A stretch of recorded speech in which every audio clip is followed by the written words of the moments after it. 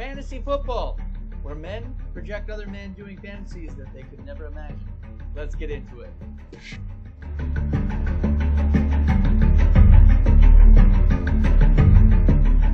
Alright, today we're going to talk about some bold predictions.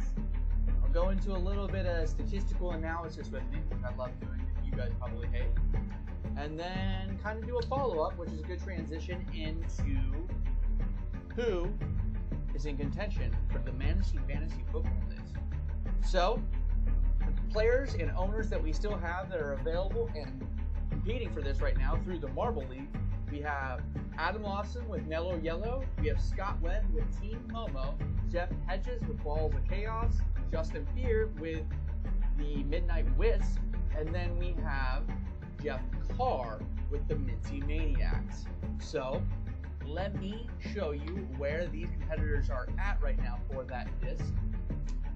And currently right now, we have the O'Rangers up top, Savage Speeders in second, but Justin is currently in third after 14 events. We have 2 more events that are remaining. So Justin is in the lead right now, followed by Jeff Carr. Now, if we look down below, Scott is going to need some serious help to come back. And so is Hedges, and Lawson is in dead last, and then the rest of us didn't qualify. So this disc is still on the line. The last 2 events are coming up. If anybody wants to watch it with me, great. If not, I totally understand. Go about some marbles. So let's stop talking about marbles and let's get into the juicy details. Let's talk about my bold predictions for this year. So first bold prediction. Adrian Peterson is going to be in the top 10 for rushing yards this year. Not fantasy, for rushing yards. I really do think that Adrian Peterson can still get a 1,000-yard season. I know he has Antonio Gibson there. Not a lot of people would say this, but the Redskins offense is really not all that potent. They do have, what's his name, the wide receiver? He's from Ohio State. Can you recall who it is? Either way, they have Dwayne Haskins and Terry McLaurin as their running back. Adrian Peterson is still a strong man. Obviously, he doesn't have the speed that he once did, but I really think if he has a full season, he's getting 1,000 yards without a doubt in my mind. I'm excited to see what he does this year. Adrian Peterson, you've betrayed me before, but I don't think he's going to do it again. Next one, Will Fuller. Will Fuller is going to be a top, 5 wide receiver in the first half of the season. So, D-Hop gets traded for David Johnson. And that's a lot of targets. And Deshaun Watson is notoriously known for hyper-targeting players. I think Will Fuller is going to go absolutely bonkers. And if he doesn't, he gets hurt. Great. The targets will go elsewhere. Deshaun Watson is just such a monster to the point where I trust Deshaun Watson's talent. I trust Will Fuller's talent. If he's on the field, like there, then it's going to be a good day. So we have Will Fuller as a top 10 wide receiver for the first half of the season. This one's going to be kind of shocking. James, I'm sorry. Speaking of, if you haven't heard, James is in the hospital. You clearly may have seen it on Facebook already. Please just give him a call if you get a chance. He would love to hear your voice. At the same time, he would hate to hear your voice. So if you could give him a call, that would be totally awesome. But I don't believe that Derrick Henry, James's soon-to-be husband, is going to be a top 10 back. I know I could totally regret saying this later on, but I just think he has not shown this before. They clearly shown if he gets the amount of touches that at one point he'll break away. But if you take away these long 99-yard-esque plays, this guy, for 4 years, really hasn't broke out. And I just don't know if I trust it yet. For his first-round running back, he is my guy that I would be most weary of. All right. Now this one, I think this one's just too easy. I think that this is a draft situation where Jared Goff is getting disrespected. Last year, the Los Angeles Rams threw for 4,499 yards. And Jared Goff is really good. Like, I know that he's a product potentially of his coach, but you have good wide receivers. There's really nothing that's refraining me from thinking that Jared Goff isn't a top 8 QB, but he's not being drafted like one. So that might drive up the draft price, or maybe I'm trying to manipulate you right now. Who knows?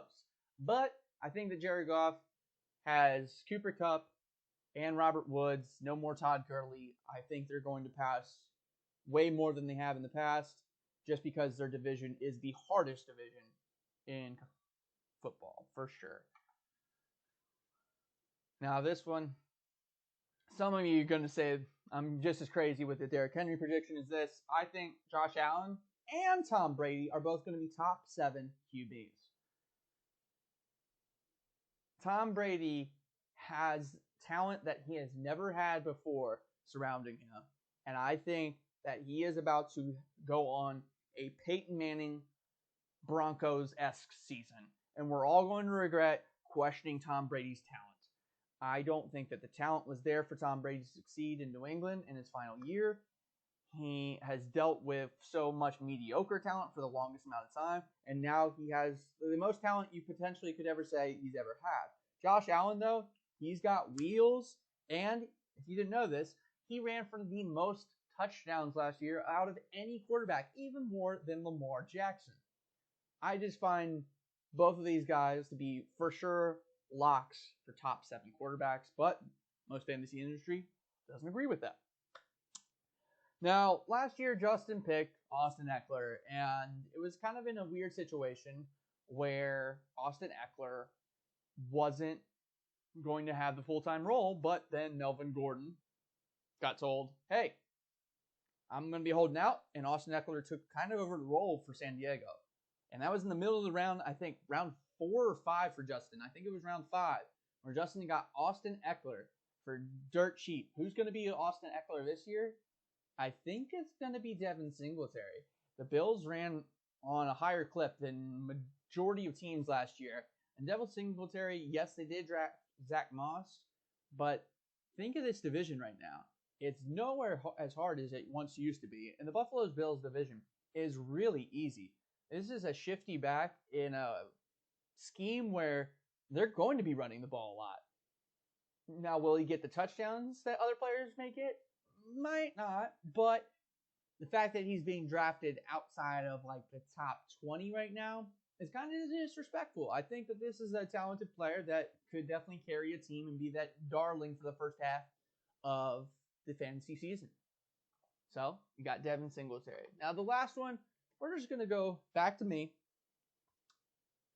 We're going to talk about players that are going to be drafted by the same owner. So they owned them last year, they really liked them, and they're in the same exact place where they could potentially draft them this year. So I did this for every single owner. I'll go through these really quick. I did look at your draft positions and what players that you owned last year. Yes, I have no time on my life. Welcome to the quarantine life, y'all.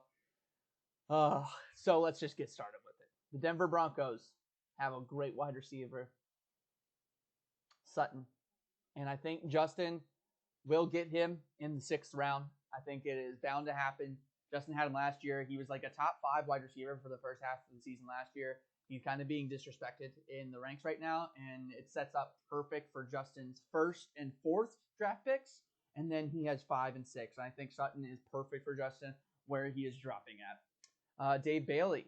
Dave Bailey had Allen Robinson. I think he picked him in the 3rd last year.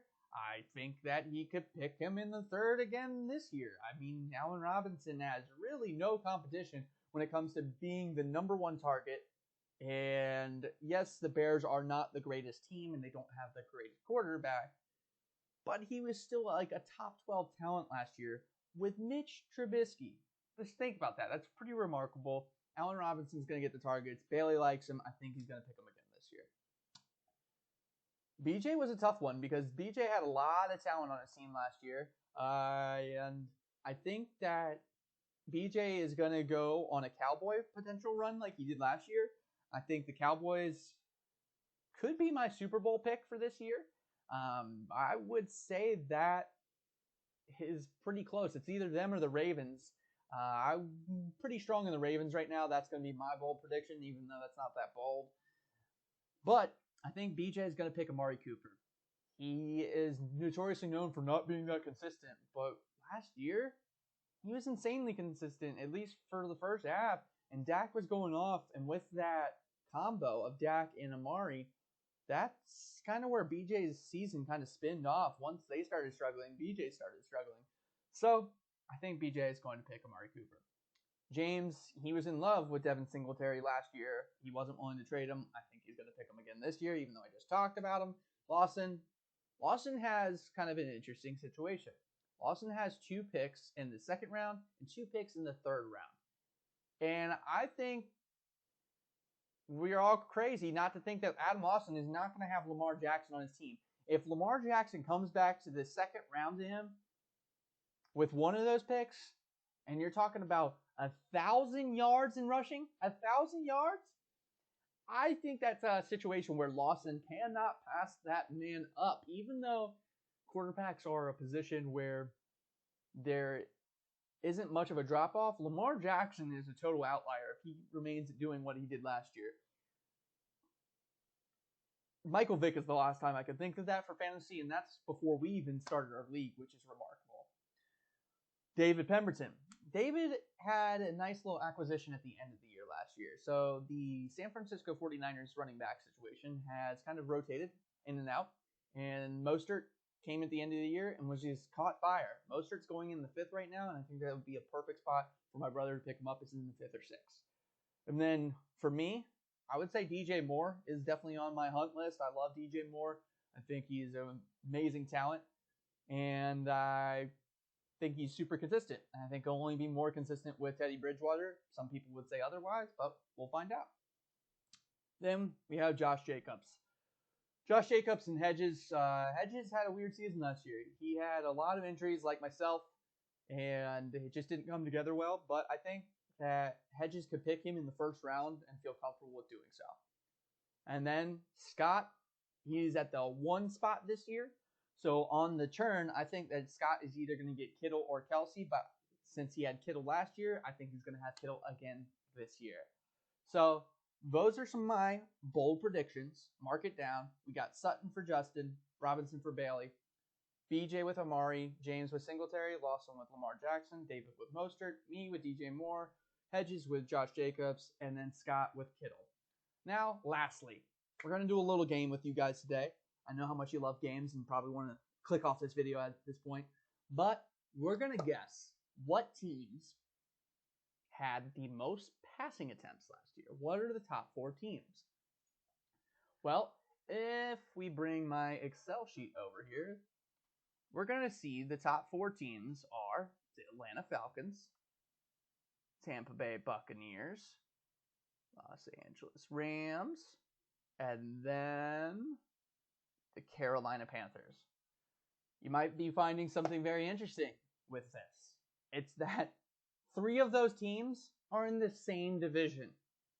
That division is so pass heavy and so high shooting games that where they're just always going to hit the over. So if you're going to bet on one of those teams to hit the over, and you should be fine, or on that game to hit the over.